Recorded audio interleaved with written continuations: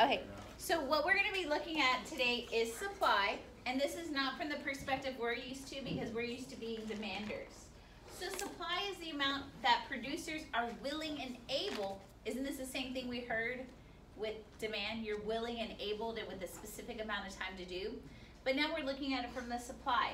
They're willing and able to offer at various prices. So what drives producers and suppliers is profit. So do they want to offer something at a very low price? If it makes them money, yes. If it does, but that's economies of scale, which we'll get to soon. But usually they want to offer something at a high price to make a good profit. So the law of supply is going to be different than our law of demand. Basically, when the price of an item goes up, the quantity supplied will increase. And when the price of an item goes down, the quality supplied will decrease as well. So again, this is just dealing with price. So we're going to see there is a direct relationship. Unlike demand, we saw what type of relationship? An inverse. We're going to see when price goes up, quantity supply goes up, and the reverse when it goes down. And so we will see, given the production cost and higher prices means greater profit to them, there is an incentive to produce more when they make more money. So looking at this, this is a direct relationship. When the price is low, they offer quite a few. When the price is high, they offer a lot more. So our supply curve does not look like our demand curve. Our supply curve, just like the word supply, it goes up, right? The supply curve goes up, yes.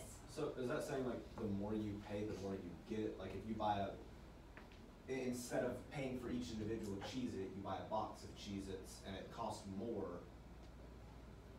but does that make sense? You're getting more per quantity, but that's a demander side. Okay. Okay. When I think about supply, like let's just take Russell Stovers. Okay. Russell Stovers can produce 24 hours a day, right? And it's going to supply a lot of it, but then they realize when we get to a market that if they supply too much of it, what could happen to the price? It could go down. And so eventually what they look at is they are going to look at economies of scale, and they're going to look about how much does my output lead to, how much can I get from that, and this is why they will derail and take away from what their production line is to make their price go up. So I always think about Subway. You know, at Subway, have you ever gone to Subway and there's only one guy working? It takes forever because he has to slice the bread, put the meat, put the lettuce, tomato, whatever you want, the toppings, wrap it up, chips, drink. It takes forever and ring it up, right? Well, Subway has learned that if you add extra people into the line, you could speed up production, right? And you can get more sales. And this is what businesses are looking at.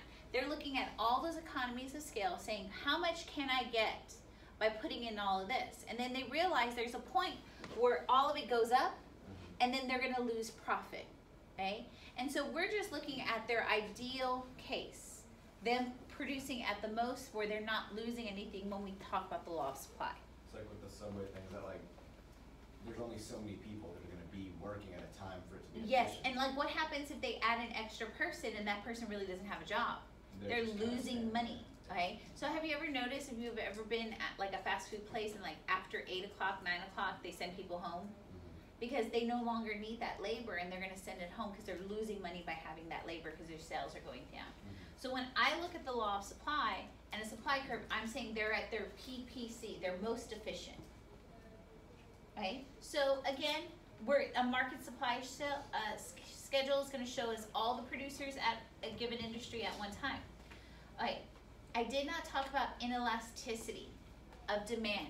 So I'm going to hold off on the elasticity of supply because I told you I had emailed asking if we need it because it's no longer on our required stuff to teach. So I'm going to come back and talk about inelasticity and elasticity when I get a formal email saying we have to teach it. All right. How do we feel about supply? Which way does our supply curve go? Up. Opposite of demand, right? So can y'all give me a supply curve with your hand? Yay. Okay. Now let's do what changes supply.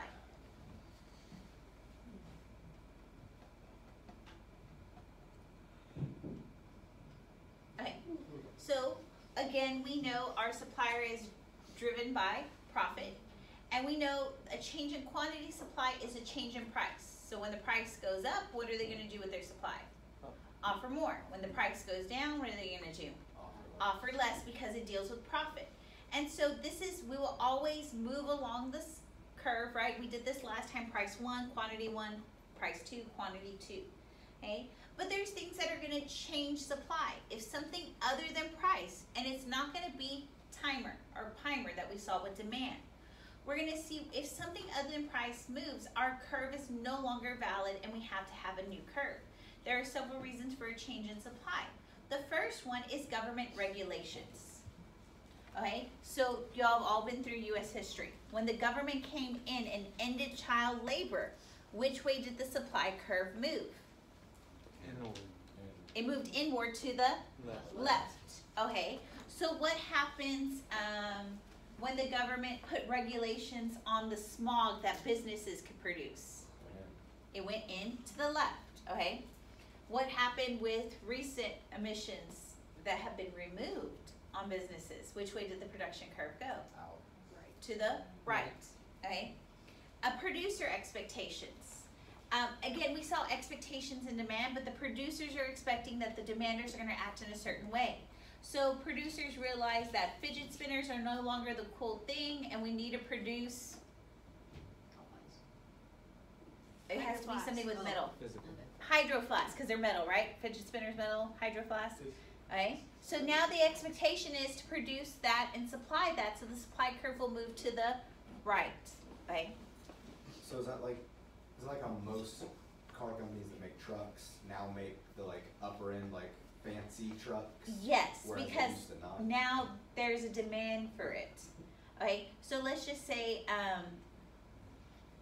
people want more fuel efficient cars, which happened in the 70s with the oil embargo. The producers then read those expectations of the demanders and now started to supply that. And they changed from like muscle cars to more fuel efficient. Yes. And so that would be a producer expectation, that they read the demand, so now they're expected to do this. So like everybody realized, let's go back to the Popeyes thing to include Donovan on the other end. Everybody realized how popular Chick-fil-A was, right? Everybody goes there because their chicken sandwich is the best. So what did Popeyes do? They began to supply it, so the supply curve for chicken sandwiches went to the right. Okay. So change in technology. Let's just talk about Ford's moving assembly line. Which way did that lead the supply curve to go? Right. To the right for cars. Okay. A change in the number of sellers. All of a sudden, people have gotten onto this technology and they could provide it. So like y'all know, the US is the #1 producer of technology, but eventually down the road, other nations get a hold of this. And when those other nations get a hold of this technology, what happens to the number of suppliers? Goes up. It increases, so then what happens to the supply curve? It shifts to the right. So then what we're gonna see is that the amount of production is gonna increase and then price will also drop. The next thing is changes in taxes. So recently, what has happened to a lot of major businesses in the Trump administration? Has he increased taxes or decreased taxes? Decreased, and so because he decreased taxes, what is gonna happen to suppliers and what they're gonna be able to supply? Are they gonna supply less or are they gonna supply more? More, so it's gonna move to the right. And we'll eventually talk about the policy that Trump is doing. He's doing supply side economics, which is supposed to lead to economic growth. Okay, let's just say they tax more. Which way will the curve move? To the left. The next thing is the change in cost of inputs. Do y'all remember CELL? Sell. So what is the C? Capital. What is the E? What is the L? And what is the other L? Okay, so this is looking at the cost of input. Sell. And I don't know why I don't have them in order, but y'all knew what I was talking about when I said it. Bless you. Bless you. So y'all know in the 70s, what went up in price?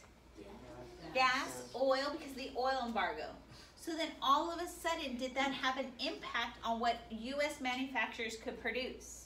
So then what happened to their supply because everything's dependent on oil? Did it increase or did it decrease? Decrease, so it moves to the left. Okay, changes in productivity, let's just talk about Russell Stovers. Russell Stovers, there is, all of their employees get swine flu. What happens to their productivity? So it goes to the left, right? Okay, and this can also include technology as well, the productivity, even though technology has a separate one. And last thing is subsidies. I don't know if y'all know what subsidies are. This is when the government gives businesses money to lower the cost of production. So for example, one of the biggest subsidies in the United States is actually in milk.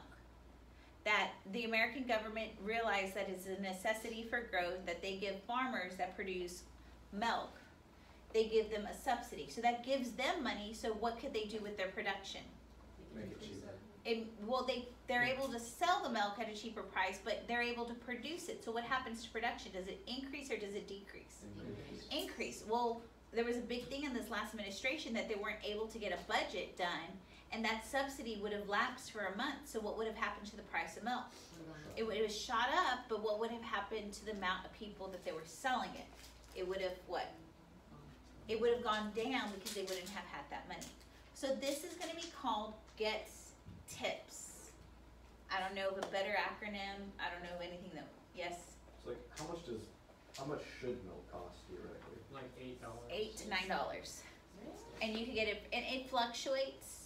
What? It fluctuates during the months just because gas prices fluctuate. Right. So y'all know gas prices, like there's momentary spikes when we shift from winter to summer production. And so like even when hurricanes hit, like when Harvey hit, like was it last year, Harvey? 2 years ago, when Harvey hit 2 years ago, prices went up for gas to $3 because that affected our supply, right? And so what we're gonna see is that milk fluctuates in price because of gas fluctuations. But the subsidies are trying to keep it low because it's a necessity. I don't know how many of y'all drink milk, No. but a little bit. Okay. Okay. So this is how I remember GETS tips. Okay. So then a decrease in the supply shifts our curve to the left, and an increase moves it to the right. And we're gonna work on worksheet. Okay, I'm gonna turn off. Bye, Don. Do y'all wanna say bye? There. Bye. We'll be in class next time. Okay, that's too high. There you Yeah, go. there we go. Sorry. Once you win the football game next time. Oh, you got a cheap shot. I need to edit that.